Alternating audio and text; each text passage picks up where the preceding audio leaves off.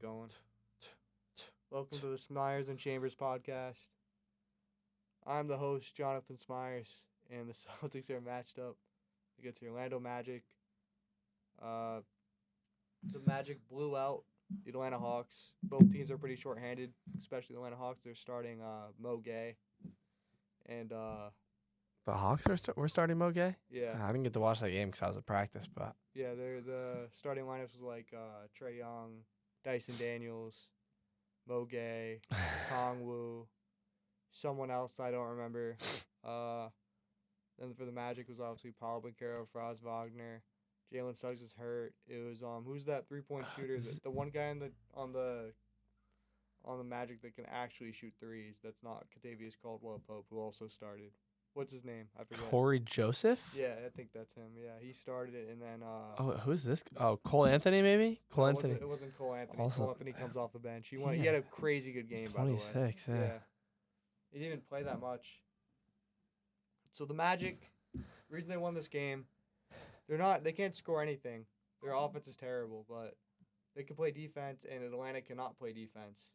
So Atlanta allowed 120 points to Orlando Magic. Your season should end right there. Your season should end right there. Man, the Magic put up, 96 points on the Celtics G League team? Yeah, Peyton, Luke, and Hauser in the G League team. Yeah. Yeah, that was pretty much it. Jordan Walsh was like our sixth man. He's so bad. Ah. He saved the last game somehow. It's confidence right now with him, for sure. I mean, it's tough when you have a guy like Baylor Shireman come in and get time instantly. But you also have to remember Baylor Shireman's like 4 years older than Jordan Walsh. So, I mean, Jordan Walsh is young. But, yeah, He's about 4 years older than him. 3? He's Walsh like, is 20, isn't he? I think Walsh is 21. Oh, is he 21? Walsh just turned 21 So a maybe month it's ago. 2. I think but- Walsh is the same birthday as Tatum. Really? Yeah, pretty sure. I mean, a lot of it's confidence, especially when you're young and not getting much time. But, yeah, I mean, the Hawks looked like trash. Trae Young, 2 technicals thrown out of the game. Did you see him? Yeah, when he threw the ball at the ref, and then did you see him like fake the ref out as he was getting Yeah. ejected? I've never seen, to be honest, it wasn't even that hard of a pass, dude. I don't know if they got a technical foul. The game's already over. Just let him be. Yeah, it was just the ref was just mad that Trae Young passed him the ball, probably. But- It was like with a little bit of force. I mean, it was definitely like a FU moment from Trae Young, but I Yeah. mean, there was nothing the refs did in that game to change it. I mean, the Hawks just suck. A lot of free throws were shot in this game. But let's move on to we talk about the Warriors game. You saw that? I saw most of it. I fell asleep right with 20 seconds to go in the game, so I saw the 5-second call. That's pretty much it. Yeah, I mean It that's a was just big Steph shooting thing. Free throws after that. I mean Steph Curry still looked dangerous. Did you hear the call from the Warriors announcer? Steph hit a 3 from super deep, and the announcer was like, "Steph Curry from Alcatraz." Oh yeah. No, Did- that was a TNT. Oh, the team. Did you hear that? Yeah, I did. Yeah. That was a wild pull. Yeah. I mean, the Warriors shouldn't be playing in this game. Memphis is so bad. I feel like they played their best possible game. Yeah, I mean They Memphis could've isn't played. that good. Jaren Jackson missed a lot of wide open threes. I mean, He has a good old shoot the ball with your face towards the ground when you What- shoot the ball. yo, since when does Quentin Post shoot like that? My friend's friend is a Warriors fan. Dude, he had And how many did he have last night? He 3 hit, threes or like, 4? 4 threes, I think. Dude, had, he was- 3 threes. He was 11 points. draining him. Yeah, he's a rookie. He's really So good. was what's the other guy's name? I want to say Gary Payton. Is that right? Gary Payton was not draining threes. What are you talking about? Are you sure? Gary Payton's like the worst shooter in the NBA that's at the point guard position. Bro, I'm telling you, this He guy hit 1 or 2. he had 2. Yeah. I swear he had 2. For him that's draining. He drained 2 threes. I swear. Let's see. He had 2 threes. He had like 5 roll out. He had 12 points, bro. Oh, and what was wrong with the rims in that game? Did you see how many Yeah, shots went swirled out? around. Yeah, Curry had one that rolled around. There was one that rolled around for The the. Grizzlies, if they didn't have that, they would have won that game. Yeah, I'm telling you, Gary Payton had at least 2 last night. I gotta look this up now. I gotta. Just why are you, dude? Just go on the NBA app. I am. I'm on ESPN. It's the same thing. No, it's not. I can go find it. I just started looking for it. He's been looking for it for about 10 minutes. That's because I was on the wrong website to start. Gary Payton. He was on what he was on earlier. He was 2 of 6 from 3. Yeah. I mean, for Gary Payton, that's crazy. Jimmy Butler was 2 of 4 from 3 too. I mean, it just felt like the Warriors were just raining threes. I mean, I guess they only made 3 more than the Grizzlies, and the Grizzlies shot better from 3 actually. But I mean, Curry played a Steph Curry playoff game. Playoff Jimmy was back. Playing Jim. Playing Jimmy. Playing Playoff Jim usually Jimmy. sucks, bro.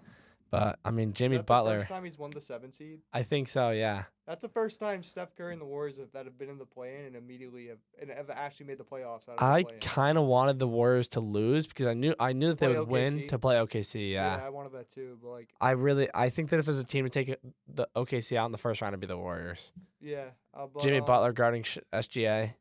I thought OKC or no the Warriors.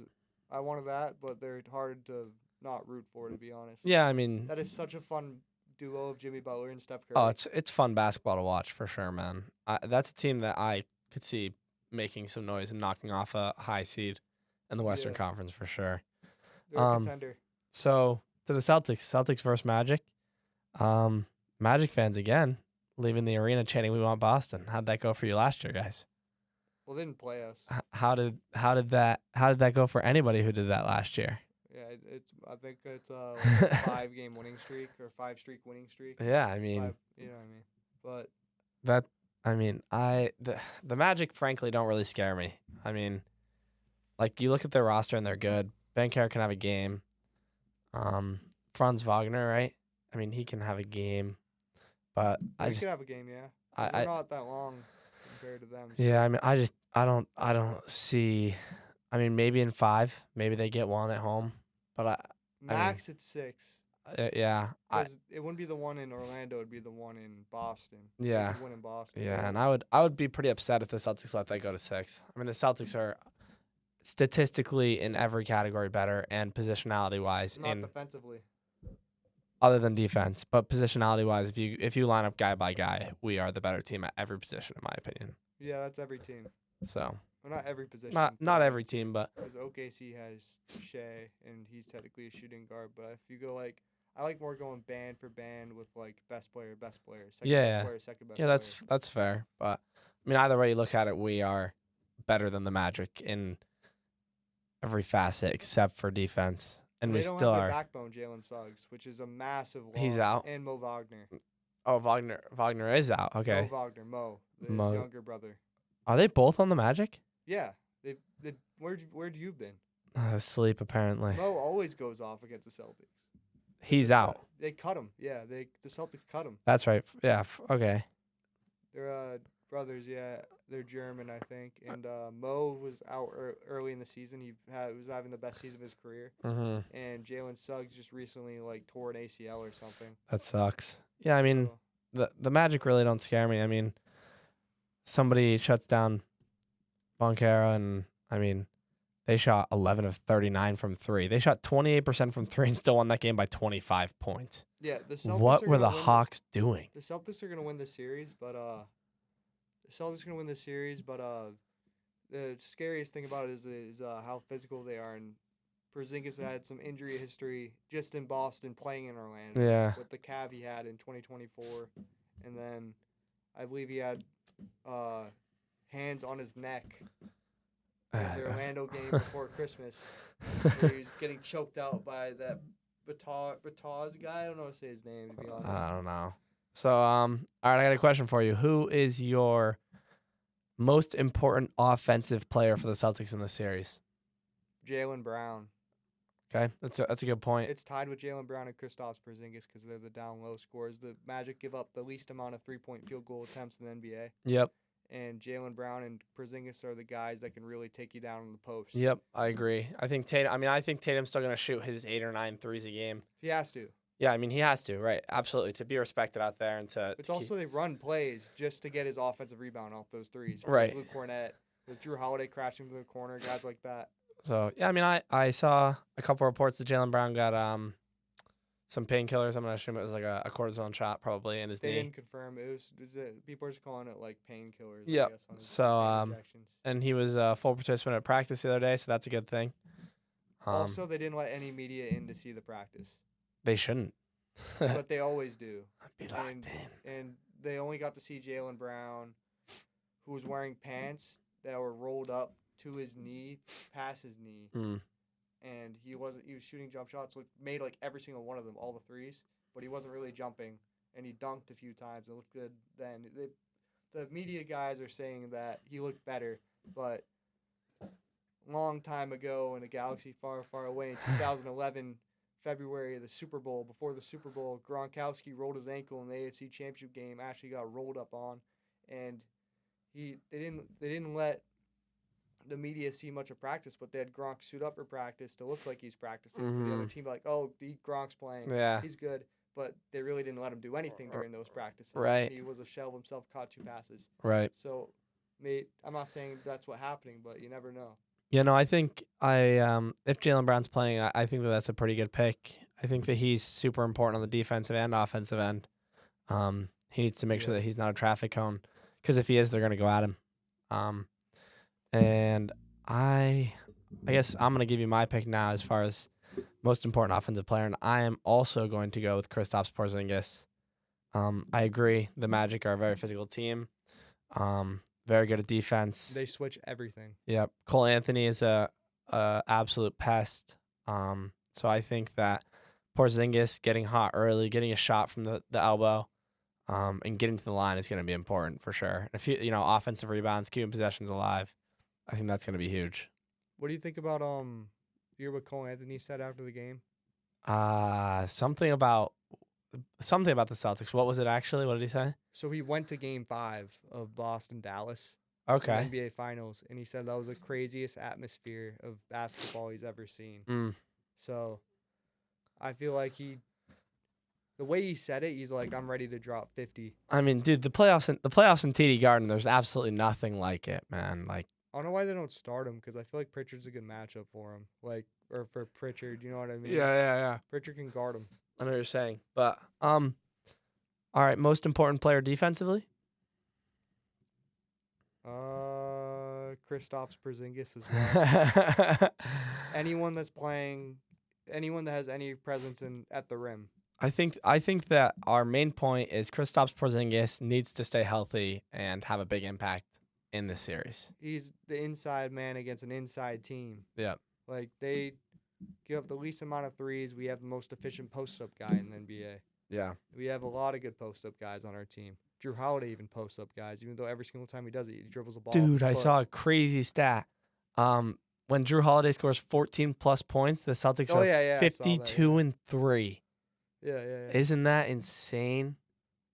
Think about it, that's why they're so good in the playoffs. Yeah, because he was He's scoring. Yeah, he was scoring. Yeah. Remember, after Game 2, it's like this guy can win Finals MVP. He had 28 and 24. I do remember that. Yeah. And no one was talking about it, but he was crazy. Celtics fans. I wish that there was like an unsung hero award, Peyton Pritchard, and that Finals was just brought the heat, man. No, he didn't. Come on, he was 1 for 8. He was 1 for 8, then 0 for 7. How many buzzer? Did he start the season series off 0 for 15? Every shot that he hit was a buzzer beater at halftime. Yeah, he had 2. That was the 2 great shots he had. He was 2 for 14. Get the crowd into it, man. He was guarding though. Remember, he had some moments on Luka. Yeah, I mean, everybody had moments on Luka, but Sam Hauser was so much better. Sam Hauser played really good defense last year. He was abysmal against the Pacers. Remember, Game 3 or Game 4. It was probably Game 3 because I felt more emotional about it when Miles Turner crossed Sam Hauser out of his shoes, and I immediately texted you after. Did Miles Turner just cross up Sam Hauser? Yeah, I mean, I think obviously everybody's important. Jason Tatum, if he actually has a jump shot that's falling in this playoff run, will be even scarier. I mean, you have to think about the fact that Jason Tatum shot 30% from the field on that finals run last year. I know Jaylen Brown was kind of out of his mind, but I mean, Jason Tatum got really cold at a bad time. Porzingis played hurt. I still think if you go back to the playoff run last year, Jason Tatum was very fucking good during those playoffs. Oh, dude, he was scoring the ball, rebounding the ball, and playmaking. Playmaking, stealing the ball. I think that was overall defensive impact. That was his. That playoff run is the most that I've seen him evolve as a playoff maker or a playmaker in his whole career. Because, he knew, all right, they're still going to respect my jumper, but my jumper's not great. So, he would get himself looks and, draw 2 or find the open guy. And, I mean, he he like really was a huge playmaker. The pass that I remember the most was that drive behind the back pass to Horford in the corner. Like Yeah. something that you wouldn't see Jason Tatum do 5 years ago, ever. I think the only reason people say he shot bad in the playoffs last year is because of how much attention Dallas gave him. They gave him a look that he's never seen before that should never be seen. Like, he takes a dribble inside the line. He sees 5 guys converting right on him. Anytime Jason Tatum was in the paint, there were 4 dudes inside on him. Like, it'd be like, that's got to be a layup. And it's like, oh my God, they just like jumped him. And it's like, he shot 38%. It clearly did not work. Did you see the 2 finals? So if you put Jason Tatum's first 2 finals together, those averages, and put them side by side with Kobe and LeBron, they're identical. Interesting. Tatum's 2% below field goal wise, but he averages more points, more rebounds, and is on par with assists. I mean, I'll tell you what, man. Jason Tatum is going to go down as one of the greatest basketball players of all time. He'll be in that conversation. It really depends if he wants to go top 10, if he wins another ring this year, and if he gets the Finals MVP. The door's open. This is going to be a giant Jason Tatum playoff run, I think. I mean, if the Celtics win a ring, Jason Tatum's going to be the MVP.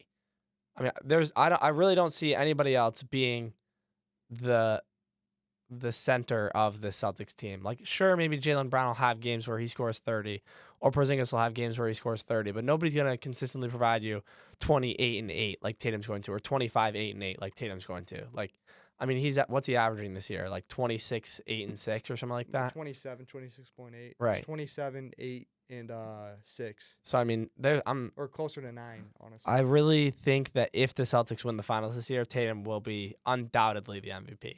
I just don't see a different path, in my opinion. Well, they don't like him, so he's blacklisted from the current MVP. Everybody hates him. No matter what he does, he's stuck at number 4 in the MVP voting. It's crazy how much everybody hates Jason Tatum. I just don't get it, man. It's because they hate Boston. He symbolizes Boston. He's their best player. Yep. And I mean, everybody's always hated Boston. I mean, look at it. Like, people didn't like Larry Bird when he was playing, except for Boston fans. But I mean, Larry Bird is one of the greatest players of all time. I want to watch the Behind the Banners documentary. I've been watching it. I've watched the first couple episodes. Yeah, it's really good, actually. Apparently, the Celtics players are watching it. So does it start off with like the Bill Russell? It does. Yeah, it starts off with Red Auerbach, Bill Russell. It talks about the legendary battles between Bill Russell and Wilt Chamberlain. Yeah. Which probably like racism back in. Yeah, which was a huge thing. Did you know that Bill Russell was, I want to say he was the head coach of the Celtics? Yeah, he was a player coach. Yeah, the last year that they won the championship. Red Auerbach was still like an associate head coach, but Bill Russell was the coach of the Celtics when they won it, their final year of that like huge run. Also, it's really interesting to me. Just now that we're on this topic, I was watching that. And I know that Wilt Chamberlain is considered one of the greatest of all time, but I don't see how there's ever an argument for Wilt Chamberlain being the greatest basketball player of all time when he played against Bill Russell. And Bill Russell, who was smaller, not as athletic, not as talented, beat him almost every time. Yeah, right. Every time. So I just don't see that. And I mean, and he's also not known as the greatest rebounder, one of the greatest rebounders of all time. Yeah. Look at his rebound stats. Wilt played with like Jerry West. Like, Wilt played on some good teams, man, and like they still couldn't beat the Celtics. Also, played with the NBA. Dude, it's like crazy. Like, almost every championship the Celtics won went to like 7 games in that run. Like, if you watch that, like, really, like 5 or 6 of them go to Game 7, dude. It's wild. I didn't know that. I don't know. I didn't. I know there were like 8 teams back then. Yeah, there weren't many. But I mean, it's a cool documentary to watch just to kind of see. It's weird though. That's why when people have that MJ LeBron conversation. The argument for those guys not being involved in it was that there's only 8 teams. Like some of them were expansion teams, obviously, and it's like, and now we're in the future. Now Bill Russell. Now we can count those for some reason. Now Kobe falls outside of the top 10. Bill Russell and Wilt Chamberlain leapfrog him. Yeah. Now Kareem's better than Kareem. Might be the GOAT somehow. Yeah. No, I mean, it's just like. I can't see any argument. Like, I can't, after watching that and like watching actual clips from like back then in like the 60s and 70s when they would play basketball, there's no 3-point line. Guys are shooting jump shots with 2 hands over their head. Like your jumper is nicer than these guys. Like, you could have like played. My jumper's nicer than everybody. Like, but like, it's just like, it's hard to compare people from different generations because basketball has Yeah. evolved so much. Like you could say Steph Curry's the best player of all time, but Steph Curry's the best 3-point shooter of all time. But like if he played back then, like, it's like guys weren't shooting 3-pointers back then. Like Yeah. jump shooting wasn't a big thing. The hook shot was the thing, going to the hoop was the thing. Yeah. Even 2008, like, I don't know if you've seen this floating around on Twitter, but there's been memes of Kevin Garnett being like, you stand at the 3-point line and then take 2 steps in just to shoot a 2-point as soon as he catches it. He's shooting the worst shot in basketball. Like, he catches it at the 3-point line. He stands behind the 3-point line, wide open. He catches it and takes 2 steps in to go shoot a mid-range jump shot. And it looks funny, but it'd go in every time. Yeah, I mean, I don't see how you compare players from different generations, honestly. After watching that, like I would say that Bill Russell was one of the best of his generation. MJ was the best of his generation. LeBron is the best of this generation right now, absolutely. I wish the conversation was Steph's like right behind him though. That'd be so cool. 'Cause also, what the NBA is kind of missing right now is throughout the entirety of the NBA, there's been no parity except for the last 6 years. Yeah. Which is pretty weird. It feels like football. Mm. And I feel like the Celtics need to step into that role of being the team to beat every single year. Instead of, like, think about it. The Raptors won next year. Like, the Raptors lose Kawhi. Oh, never mind. Who the hell is the team to beat now? Right. The Lakers get AD. They win. And then they weren't even the team to beat, though, because it was the bubble. It was the Clippers before. Like, if the season didn't, like, get cut off, AD, I believe, got hurt, and LeBron was, like, getting hurt as well. Yeah. And then the Clippers were, like, looking so dominant. And then also the Celtics would have been screwed over because Kemba would have missed the entirety of that season. But I do understand what you're saying. Like, it was like the Warriors. In their dominant run. They were the team to be feared. The Lakers. Yeah. I mean, if the Celtics win this year, like, I know it's like everybody's like, oh, the Thunder this, the Thunder that. Like, a lot of people are picking the Thunder over the Celtics, but like, Thunder haven't even made it to a finals yet. Think about these last 3 years though. So let's say the Thunder win this year. Oh, next season, Celtics are an afterthought. Thunder. Nuggets won 2 years ago. Nuggets. Celtics won this year's. Celtics. You know what I mean? Yeah. It's like, it they need to go back to back and start a dynasty. Really, they do. Better for the NBA. Yeah, to have a team where it's like we need to beat that team. Yeah. Yeah. I mean, you could almost argue that the Celtics have been there. I mean, they lost to the Warriors in 22. Yeah, 22. Right? Yeah. And then they lost to the Heat in Game 7 in the Eastern Conference Finals in 23. So I mean, they're right there. You almost make it back to the finals, and then you win it last year. So I mean, I think that they absolutely have the chance to become that team where it's like, I want to, we're chasing the Celtics. You can argue since 2008 they've been the second best franchise in the NBA since then. Behind the Warriors. Yeah. Yeah. They've got 2 since 2008, but conference finals in 2012. You got the conference finals in 16. Since Tatum and Brown came into the league, they have been 5 or 6. A good basketball team. Jaylen Brown has one more, obviously, in the conference finals. Yep. With Isaiah Thomas.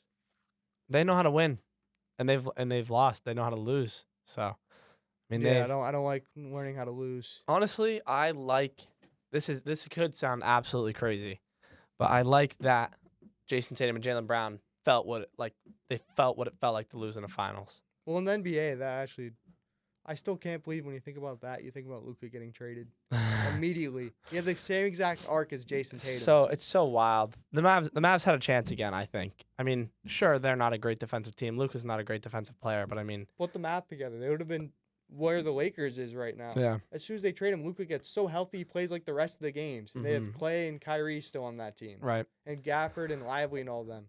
The season was very immature when Luka was traded.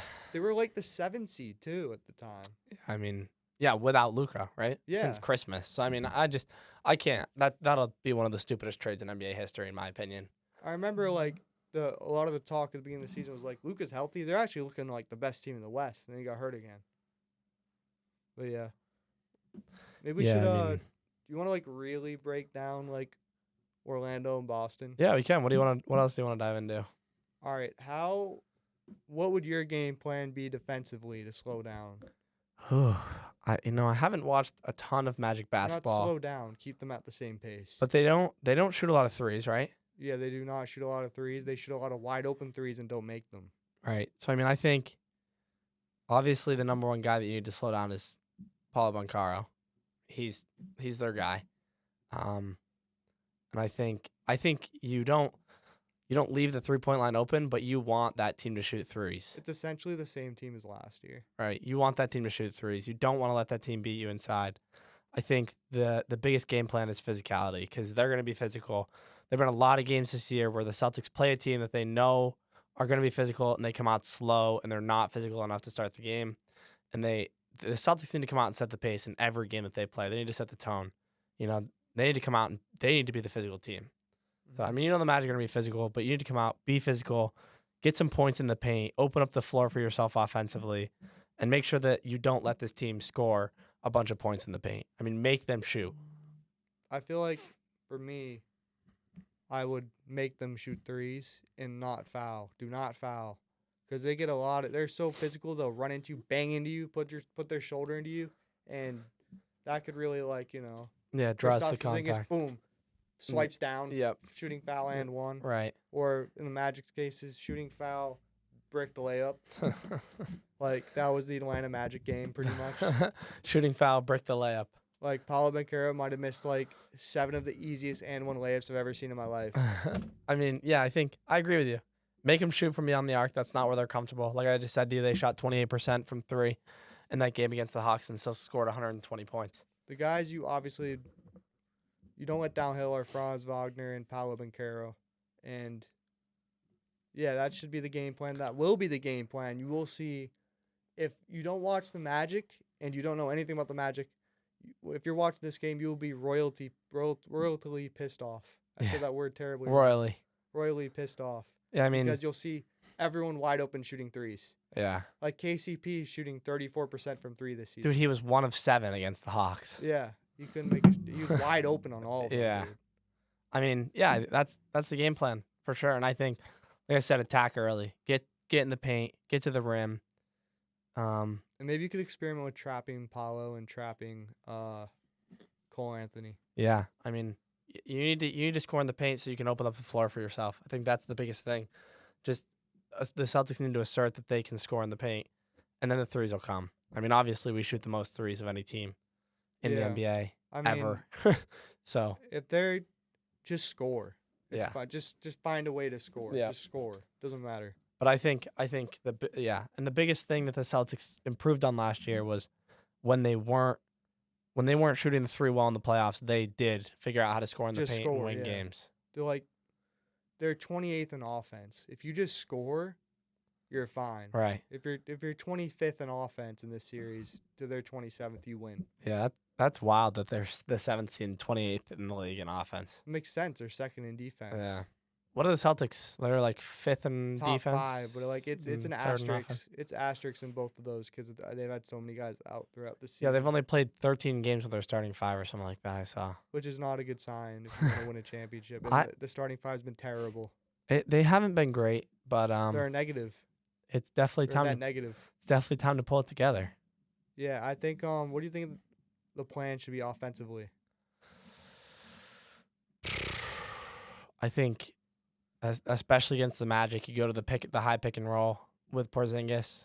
See if you can get somebody switched on to KP, who's smaller, and I think he needs to get to the elbow, get hot. He needs to hit a few threes and get hot. Needs to get to the line. And see if you can't get a big guy switched on JT. I mean, that's always a good game plan. Get a big guy switched on JT. He's going to cook him. But I think getting Porzingis involved early is huge for me. Yeah. Well, for me, these are the 3 rules to win this game. Number 1, play fast. Don't let them get set up on defense. You got to go quick off a rebound every single time.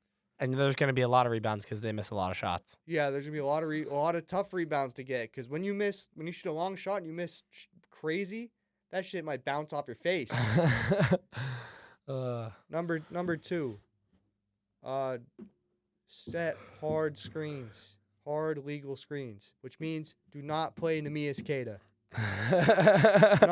That guy cannot set a legal screen to save his life. Number 3, don't bitch and complain to the refs over and over and over again because they will foul you every single time and they will not call it because they can't call every. All those guys would foul out. All those guys would foul out if you call every single foul, and that's not good TV or good basketball. So they will let 90% of everything go.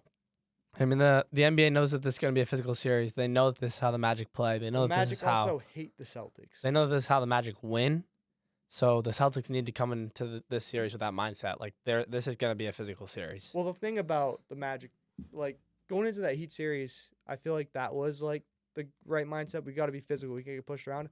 You're gonna get pushed around by the big Orlando Magic. They're giant. Yeah, They're they are giants big. around there. You're gonna get pushed around. Dude, And Paulo Banchero is big. He's 6'10". He's a big boy. He's 6'10". Bigger than JT, right? Yeah, he's taller. And Big boy. Jonathan Isaac is 6'11". No, he's really like 7 feet. No, he's only 6'11". But Wendell Carter, what he's like 6'9", 6'10". Yeah, they're big, dude. They're a big team. If they're not like 7 feet, they're jacked. Franz Wagner's soft though.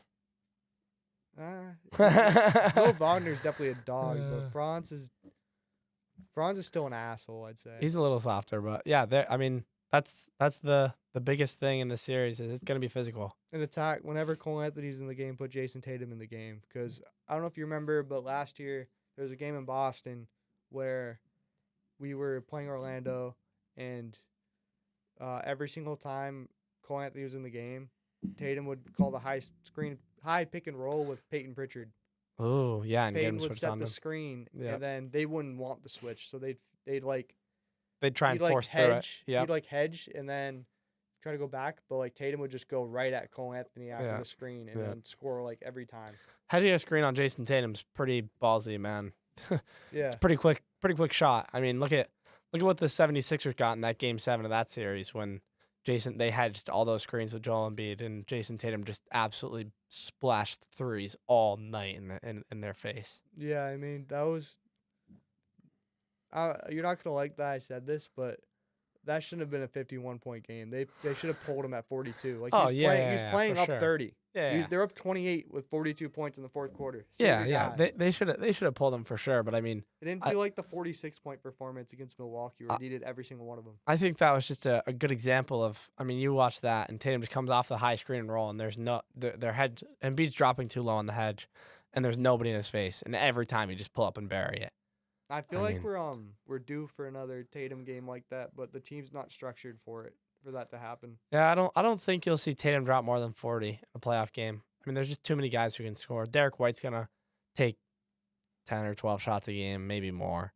Jaylen Brown's gonna take his shots. Porzingis, I agree. I mean, it's just there's too many threats for Tatum to need to score that many. And he's too smart. Yeah. Like, Once he has 30 in the third quarter and he starts getting doubled, he's gonna find the open guy. Yeah, once he gets hot and he notices that everybody's like looking at him, he's like, okay, let's go make some extra plays now and keep the momentum going. Right. Yep. That's a big thing about Tatum now is it's like instead of him thinking I need to score 30 a night or Brown thinking I need to score 30 a night, now it's all right, I'm hot. Everybody's looking at me. Tatum sees 3 defenders looking at him. Tatum drives, he pulls 2, pulls 3. And he's not thinking, I'm going to go for this contested layup. He's thinking the whole time, who's going to be open? That's the biggest part of his development that I've been working on with him since, like, even back to Brad Stevens. Like, remember Ime talking about it being, like, after we lost in the finals, maybe, I think it was. Mm-hmm. And he was like this. He was like, it's not about scoring or just make the right play over and over again. That's what he needs to work on. Yeah. And like the biggest development to me was the Nets game last year in Brooklyn where he had 31 at halftime and he ended with 41. Yeah.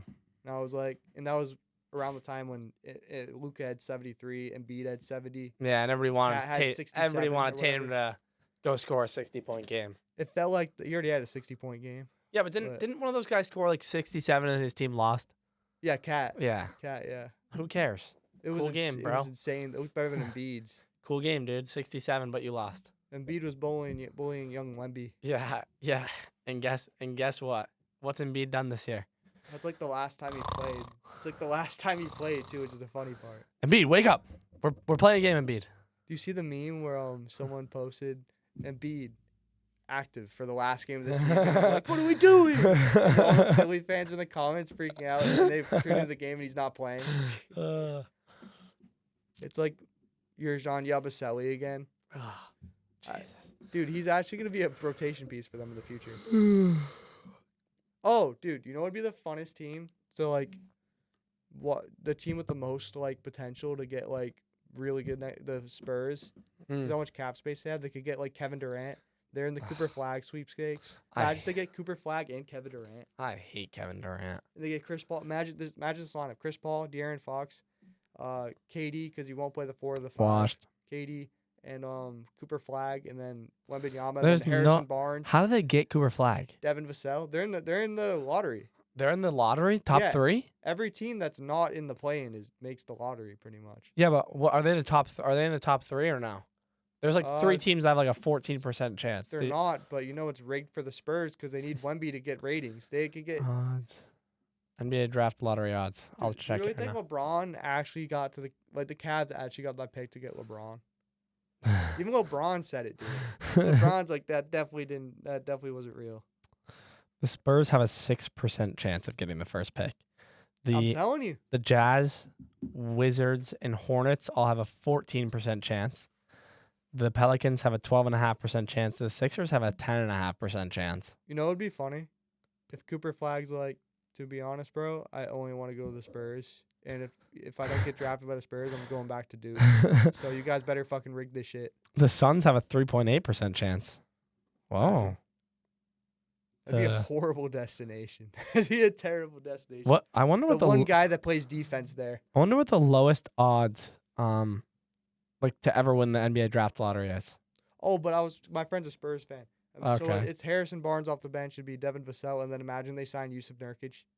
That'd be a crazy team. Dude, Nurkic sucks. Nurkic off the bench is a backup 5 to Wemby. That's good. Especially when you already have KD and fucking De'Aaron Fox, dude. That team would be crazy. I would buy that league pass. The Orlando Magic had the lowest odds to ever win the NBA draft lottery with a mere 1.52% chance of winning in 1993. Dwight Howard? Oh, no, Shaq. Was it Shaq that year? It had to be.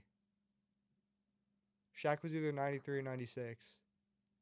I don't know if it tells me. I have to agree to cookies. The Cavaliers in 2014 with 1.7% odds. Right, Kyrie? Yep. Yeah. Yes, they got, having secured the coveted Shaquille O'Neal through the lottery with the second best odds in 1992. The Magic faced an uphill battle as they entered the 1993 first pick was Chris Webber. Did he do anything? Chris Webber. Who is that guy? Who is that guy? That's crazy. That's not Shaq. Wait, the Cavaliers took Andrew Wiggins? Dude, the first image of him is a guy. Dude, the Cavaliers took Andrew Wiggins. Oh, they probably traded after that. They traded Wiggins to the Timberwolves in exchange for Kevin Love. So the Cavs had back-to-back first. Wait, no, they traded Andrew. I don't know how they got Kyrie. Was Kyrie 2012? No, he got drafted to the Cavs. Number 1 pick. 4th pick. Oh wait. What? Oh yeah, the 1st and 4th in the 2011. So he's the 1st or the 4th? He was the 1st in 2011. Oh, so yeah. Anyways, so let's wrap it up thinking about the Celtics. What do you think? You think the Celtics are capable of winning an NBA championship? I think so. Do you think the Celtics are the best team in the East? Hands down, definitely. I agree. I think it's not really close. It's going to be Cavs Celtics Eastern Conference Finals, I think, It's though. Celtics Pacers. You really think the Pacers are going to get on a run? Dude, they're playing Giannis with no Dame, and they're playing. Oh, they're gonna beat the Bucks. There's no doubt in my mind about that. They're gonna beat the Bucks. They just got to beat the 2021 Jazz. The Cavs? Yeah, the 2021 Jazz. How do the Utah Jazz suck every year? They got to play the 20. Come on, get it right. 2015 Hawks. That's who they got to play. I mean, they didn't have a Donovan Mitchell. Their Donovan Mitchell's like Jeff Teague, right? Yeah, I guess you could say it was Jeff Teague, but they won I don't 60 think games. The power of friendship. That's so wild, dude. Jeff Teague. It was Al Horford. I mean, it was Kyle Korver. who made the All-Star game, averaging 12 points a game. Kyle Korver. That guy was a legendary 3-point shooter. Didn't he go to the Cavs Yeah, after he that, played right? with LeBron, won the championship. Yeah, that's right. I used to love playing with the You Cavs. can't beat him, join him. I used to love playing with the Cavs in 2K because Kyle Korver would not miss. Yeah. He was like a 68 overall coming off the bench, and he had like 98% 3-pointer or something. The Cavs and my cousins from South Carolina would come down and they'd play Cavs versus Warriors on my 2K. And they all suck, so it was funny. You just shoot the most contested threes with Steph Curry, and that'd be on the lowest difficulty. And it would go in. Yeah. Steph Curry could make in like 2K16. And Steph you just Curry drive with LeBron. Steph Curry can make a 3 from everywhere. Yeah, drive with LeBron, and hold the shoot button, and he's gonna dunk it. Yeah. Classic 2K. What do you if they do win a championship, do you think they still trade Drew Holiday? What would you do if you're the GM? Would you pay the $700 million, or would you trade Drew Holiday? I would trade Drew Holiday. What does it come down to? Like if we get under the second apron, how much does he have to pay?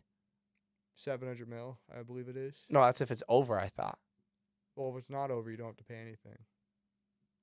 Like we have to get inside of it, I'm saying. Inside of just don't go past the second apron. Right. If we're over it, he has to pay 700.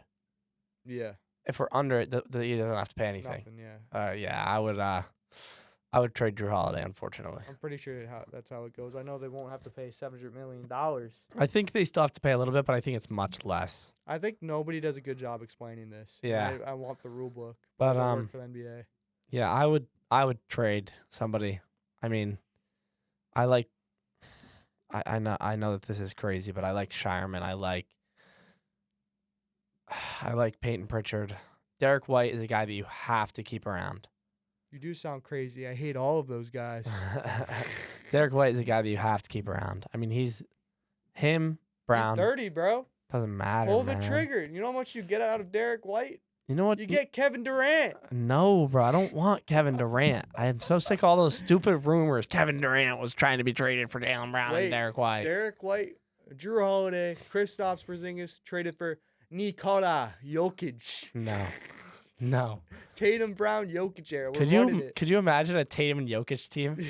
that would be insane. It'd be Peyton Pritchard, not Derek White. Sorry, we traded him to Denver, the Denver Nuggets. It would be Peyton Pritchard, Jason Tatum, Nikola Jokic, Peyton Pritchard, Baylor Shireman, Tatum, Jaylen Brown, Luke Cornett. Yeah, Luke Cornett, Jokic. It's the backcourt. That'd be insane. That'd be hilarious. Just Jokic, the fat, slow guy. That's the superstar. Then the fast Cornett. Fast Cornett. Wow. So, it'd be Hauser. Dude, him and Jokic. Oh my God. It won't be an insane trade. Jokic and MPJ. They're gonna trade Drew Holiday for a young kid. Dude, how funny would it be if we win the championship, and the day after you look at your phone, Drew Holiday, Derek White, Kristaps Porzingis traded for Nikola Jokic. It's not gonna happen. And they still have to pay the $700 million. They still have to pay. That trade wouldn't even happen. Also, do you see the extension that the Suns are gonna offer Devin Booker? He's their franchise player. It's like $72 million a year. Is that what Brown and Tatum are making? Less. What? I want to say that Brown and Tatum make like 60 a year. Yeah, KD is gone. KD's gone. KD's gone. They should have never broken up that team when they went to the finals. Dude, I'm about to make that trade in 2K. Jokic, Jaylen Brown. Jaylen Brown's safe. You're gonna go back and turn on franchise mode right now? Yeah, but you really think my NBA? You think the GM would accept that? Yeah, dude. They just fired their coach. No, like, but I'm we can't win a championship. No, I'm saying the 2K GM. You think the 2K GM is gonna accept? I'll make them. Oh, you'll turn. Nah. I'll be the Nuggets. Yeah. you should leave the difficulty on normal and fire Nico, fire Smyers. I'm not invited in Denver anymore. Trade Jokic, get fired, go become the head coach of the Boston Celtics. Yeah, Joe Mazzulla, sit the fuck down. It's my turn. I made this trade. I'm just like the next Steve Nash of coaching. Oh my God, he's done, right? He doesn't coach anymore, does he? Yeah, he's on a podcast with LeBron James. He got fired? Yeah, he's on a podcast. Who did he coach LeBron again? James now. Was it the Nets? That's right. Because KD and Kyrie were like, we don't need a coach. Oh, that's right. I remember he coached. Dude, was Harden there when he coached too? Yeah, No. Oh, I don't think he was. No, I don't. He wasn't. Because they were actually Oh good my that year. They God. were actually good that year, so he wasn't. Steve Nash coached a No. But basketball team. this is how you know the Nets have no fans. So the Celtics got done dirty by Kyrie. Almost got thrown 10 years into misery if they didn't have Tatum and Brown. So literally. So Kyrie, it's 10 years of sadness. It'd be like the Jarrett Sullivan or Jarrett Sullinger. Jared Sullinger. The Jarrett Sullinger years with Gerald Green and who's the other guy we traded for Ray Allen? I don't even know, dude. Those were some tough Jeff Green. years. Jeff Green. But Oh my God. yeah. So that one. So that's how you know the Nets have no fans. So Kyrie signs there, and he gets KD to sign there, and immediately KD's hurt. Obviously, tears his Achilles. Kyrie pretty much takes the year off. He's not hurt. He plays like 30 games. His first game he drops 50. I do remember that. And missed a game winner, airballed it. And he took a bunch of those games off. COVID hit, and then the year after, he didn't play in the bubble either. He decided not to. Right, yeah, he was one of the guys that didn't play, right? No, he was there. But he just didn't play. He just didn't want to play. Yeah. But he might have not been there. But Karis LeVert was still playing on that team. Karis LeVert. He's on the Cavs now, right? No, he's on the Hawks. He's in the DeAndre Hunter trade. Ah. And Georges Niang and Karis LeVert. DeAndre Hunter. Can't believe that trade happened. So the next year, KD plays. They have Jared Allen, Spencer Dinwiddie, Karis LeVert, who's now hurt for 3 years. How did they not? That was the year that Tatum. So Kyrie, Tatum, they're 500 that year. The Celtics. Was that was a COVID year, like when they had no fans in the crowd. Yeah, but when you were saying the year that they were really good, was that the year that Tatum had that spinning game 1 winning layup, or was that the year after? That was the year after. They beat us in 5, and Tatum dropped 50 in game 3. The year that they were really good, they beat us in 5. Yeah. Yeah, and then the next year we came back and beat them in 4. Yeah, because they were Right. dysfunctional. Yeah. So Kyrie and KD immediately go to the GM and be like, "Hey, I understand we have this amazing depth and this amazing culture that we built with these guys. We want to trade him for James Harden." So Jared Allen, Spencer Dinwiddie, and Karis LeVert, I believe, get shipped it off for James Harden. This was when James Harden was kind of still sort of in his prime. No, this is the first year where they stopped calling fouls for him. So he left the Rockets averaging 20. Did shoot a lot of free throws. Yeah. He averaged more than SGA, I want to say. You weren't allowed to jump into people anymore. Yeah, that's why he averaged 40 pretty much. Yeah. So Kyrie then, midway through that season, decides to leave, and no one knows what happened. He disappears. That's how much control they have. You could just disappear from his team. And he gets just stopped playing, right? He gets spotted on a Zoom call for like social justice. Like just randomly. I remember that. No one has no idea where I he remember is. that. He just disappeared. I forgot that happened. KD gets hurt. Harden also gets hurt. So they're pretty much, they played 10 games together, those 3 guys. They signed Blake Griffin to play center. And I remember that. And Nick Claxton's still there. And then Claxton, Bruce Brown. I thought Claxton was going to be good. Yeah, so they eventually all get healthy for them this season. You all right? Yep. Eventually all get healthy for the end of the playoffs. Yep. They get eliminated by the Bucks, obviously. They get hurt. And then to start the next year in training camp, Kyrie is destroying James Harden in a 1v1, and Kyrie's calling James Harden washed. Wasn't this the year that James Harden showed up like fat as hell? Yeah. Yeah. And then James Harden didn't like it. And then they traded him to the No, this is not yet. Okay. Yet. So Harden. You studied the storyline. I watched a 3-hour video. Okay. Harden talks because Kyrie didn't get the vaccine and he wasn't allowed to play in home games. Yeah, I remember that. Really frustrated Harden because Kyrie was already on his bad side. We're talking shit to him. Yeah. And Harden was like, "It's not that serious. I don't know why he doesn't just get the vaccine." Essentially, he's like signaling to that in a press conference. And he's like, "This is childish." And then Kyrie didn't like those comments. So is this the year that Kyrie started like burning sage inside of arenas before games?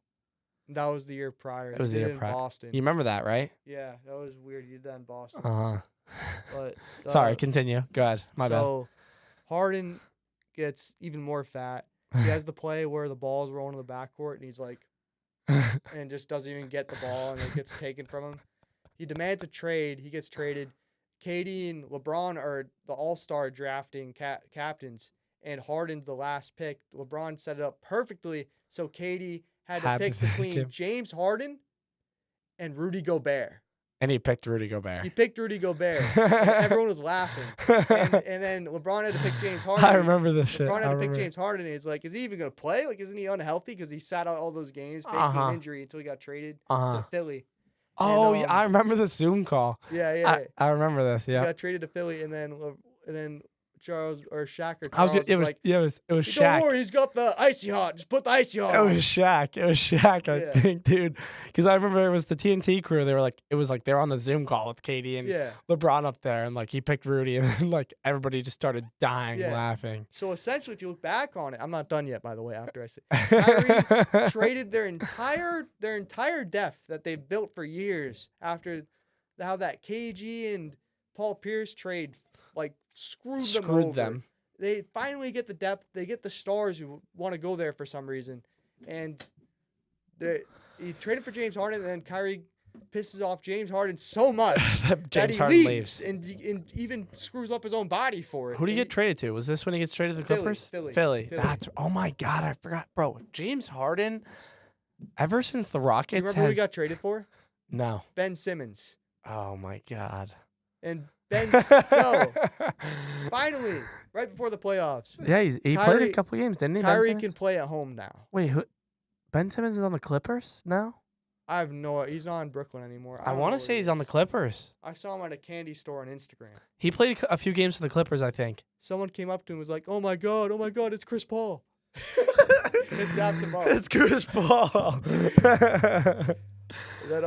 Oh my God. Yeah, I mean, but Ben Simmons has to be one of the worst draft flops of all time. Yeah. So wait, but Kyrie plays, right? Kyrie can finally play. Oh, wait, I forgot. Going into this season, Kyrie and KD decide we don't need a coach. We're gonna fire this coach because he's too hard on us. Steve Nash, we're gonna go hire our friend Steve Nash. He's our friend. Yeah. And because we don't need a coach, we're too good. And then they suck all that year because Kyrie doesn't play. Harden gets traded. KD's injured a lot of that season again. And they go in the playoffs. Everyone's picking them against Boston. I remember that. And Ben Simmons made an announcement that I'll be good for Game 4. Ben Simmons' legacy game. Yeah. So the Nets actually play us tough as hell in Game 1 and 2. Game-winning buzzer beater, 18-point comeback in Game 2. KD was awful in both those games. And Kyrie obviously was too, because Kyrie is terrible whenever he plays against the Celtics. Mm-hmm. Well, yeah, he won like his first game this season against us, right? They're like, he's 1-14 against us ever since he left, or stomped on Lucky or something like that. So Game 4, Ben Simmons doesn't come back obviously because he's Ben Simmons, and they get swept. Like he's gonna save them. Yeah, what was Ben Simmons gonna do? Come on. So the following season, Kyrie post those things in October, the anti-Semitic movie. Remember that? Mm-hmm. He posted a movie about anti-Jew stuff. Yeah. And he got suspended 5 games for it. And then later on that season, he's actually playing good because he's on a contract year. So he's actually playing games. They're the 2 seed. Halfway in January. They're the Nets, 2 right? Yeah. The KD, Kyrie Nets were the 2 seed. KD gets hurt. They start dropping some games. They're the 4 now. Didn't they just blow up? And then Kyrie has his day to sign the contract, the extension, and they're like, we're not going to give you the money you want because you haven't played for us. Right. Trade me to Dallas. Yeah. He gets traded to Dallas. KD gets traded to the Suns. Kyrie has literally got their coach fired that was really good, got their depth ruined for James Harden, who they lost because you pissed him out of there, got traded, told your friend KD off of remember? He was on like a Zoom call or something or whatever. Or FaceTime, and he's like, KD, get out of there, bro. I don't wish this on my worst enemy. I do remember that. The Nets, that's how you know the Nets have no fans. Dude, I mean, like, I remember when they assembled that team with, like, KD and Kyrie, and they had those pieces. And even when they had James Harden, they still should have been good. I remember I was like, damn, like, the Nets could be good. And they just never put it together. Dude, their best players, Cam Johnson and Cam Thomas, and the 2 Johnsons. Yeah, they're in trouble for a while. Screwed them. They're in trouble for a while. That could have been Boston. Yeah. That could have been Boston. Yeah. If Kyrie's here for any longer. Yeah, but we got rid of his ass. You left us. We never would have won a championship with Kyrie. Might have made the finals if he was healthy for that Cavs series. Yeah, but never would have won it, I don't think. Yeah, because it was Warriors. Yeah. But yeah, that's all I got. Yeah, that's a wonderful Nets story. Yeah. to finish off the podcast. But Wish I was better at communicating. Like, Celtics game 1 Sunday at 3:30. yep, 3:30. Game 2 is Tuesday. Tuesday, 7 o'clock. Okay. I believe. Both at home. They need to win game 1. So Need to win game 1 and 2. Protect home court. That's all that matters. and then do they play Thursday in Orlando or Friday? I think game 2 to 3 is the layoff. So it's 3. It's 2 It's gonna be days. 2 days in So between. that Friday. 2 days off. So it's 3 days. So we'll probably talk again. We're gonna make. I was gonna tell you this. I was hoping to make a pod the day after every playoff game now, but we We might